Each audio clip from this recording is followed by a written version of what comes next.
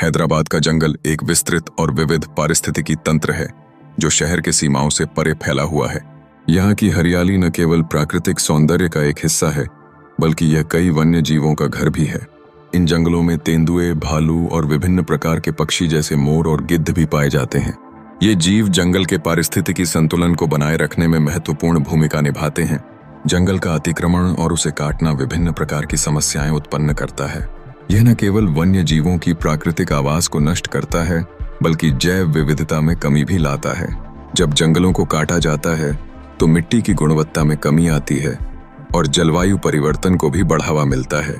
स्थानीय निवासियों के लिए यह जल संसाधनों की कमी और पर्यावरणीय असंतुलन का कारण बन सकता है।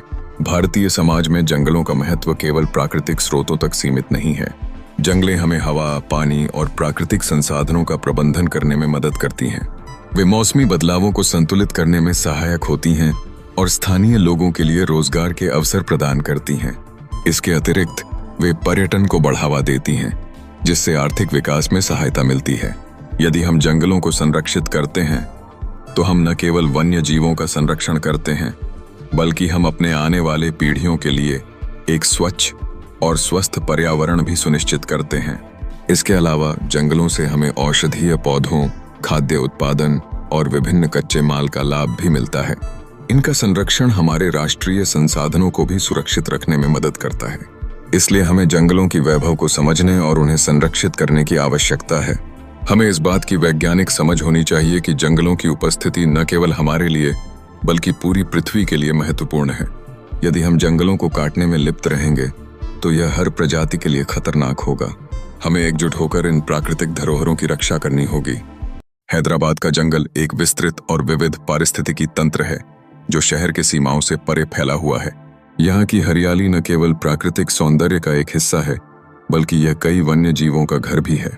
इन जंगलों में तेंदुए, भालू और विभिन्न प्रकार के पक्षी जैसे मोर और गिद्ध भी पाए जाते हैं। ये जीव जंगल के पारिस्थितिकी संतुलन को बनाए रखने में महत्वपूर्ण भूमिका निभाते हैं।